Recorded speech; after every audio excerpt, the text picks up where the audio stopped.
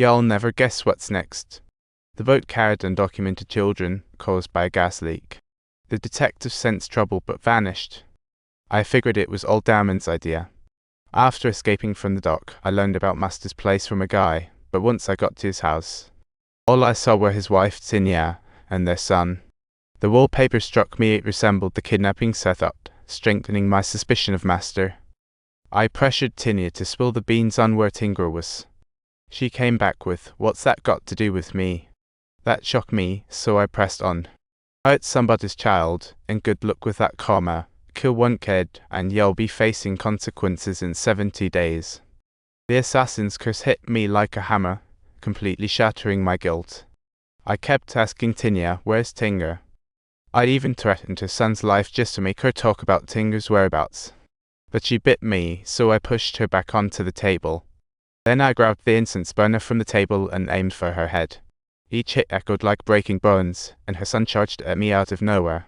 I swung my hand, and her son went down in a pool of blood.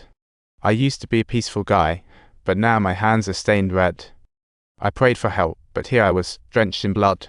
The scent of incense couldn't mask the stench of death, and after leaving Master's house, I kept searching for my daughter, not realizing the real kidnappers were right across from me. Tinker was sleeping there peacefully while Master was tied up in front of the cameras. He watched helplessly as I took the lives of his wife and child, heartbroken and vowing revenge. Little did I know. Real kidnapper was Yane, the mother of a kidnapped child. 7 years ago, Tinny snatched her daughter, and tragically, she was lost in the 619 Act. She and her husband Aru meticulously planned the whole thing for revenge. Aru worked as my gardener, while Yane became best pals with Tinya. This couple faked evidence to make me believe Master and his wife kidnapped Tinga. They wanted to use me to wipe out the whole Tinya family. Their ultimate goal? Exposing the truth about the 619 accident. Ian called me up demanding I lay it all out. I told him, "Aru, if I do that, Tinga won't make it." Then I hung up the phone. I was nearly strangled by a mysterious figure, but just in time, Lai Huoping crashed her car into him, rescuing me. Under Lai Huoping's intense questioning, I finally revealed the truth, telling her that the 619 disaster wasn't an accident, it was a scheme by Damon. Back then, I was ordered to drive the kids from Wakan orphanage to the dock to be smuggled out.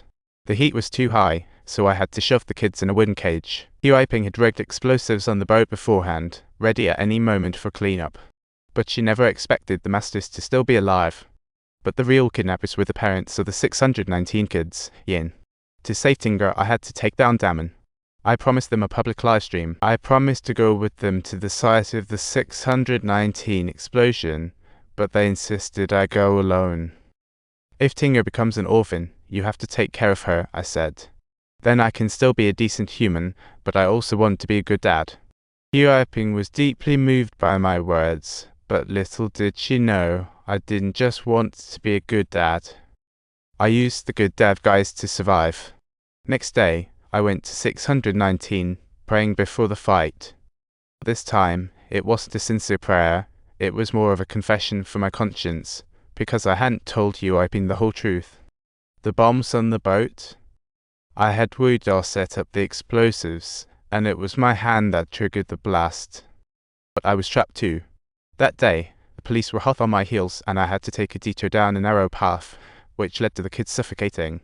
So, to cover my tracks, I had to blow up the boat. I knew each lie I told was another nail in my conscience. I've become accustomed to this entire struggle, trading lives for my survival. Do we even still want hell? Isn't this basically hell? I arrived at the boat Yane mentioned, and what I saw shocked me to my core. Tinga and Huoping were tied up. Police rushed in and apprehended me, and Damon smashed my phone the moment he saw me. Yane was prepared. Huoping exposed Damon's child trafficking using the equipment and even claimed I was framed. The 619 incident resulted in the deaths of 23 children, and she proved she was revealing the truth, but was our case director also in on it? Enough with that, I said. What's going on with our case director? Ian claimed that in 10 minutes, Huoping would replace me live.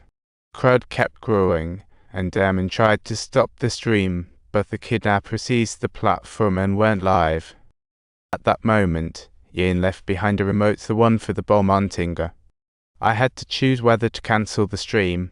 At this point, Zhang Jingxin ordered the rescue of the hostages, but Damon stopped her, and they started arguing. Damon's Mo shot Zhang Jingxin and claimed she was the black cop, the mastermind behind the kidnapping. Zhang Jingxin used her position to collude with Yuan Ding and Arrow to kidnap Ting Guishan. It was confirmed that she was the mastermind behind the kidnapping. Chen Qianji was now the captain. Then Damon smugly told Zhang Jingxin that he had ordered the hit on her wife, Su Yi. It turns out Su Yi discovered the crime chain years ago, threatening Damon, which is why he ordered the kill. After that, Damon fired another shot and tried to use the remote to blow up the hostages, but instead revealed the explosives on him in a standoff with me. Now you've got two remotes, one to blow up your daughter, and one to blow yourself up. Of course, you were gonna blow them up. I could also tell the story of how your daughter got kidnapped while the rescue team totally flopped. I pretended to be tough, extending my remote as if I was ready to take us both out together, but my threat was useless. She saw right through me. I know you too well. You wouldn't hurt yourself for anyone, even your daughter, and you definitely wouldn't play victim. If I hadn't seen you growing up, I might have even believed it.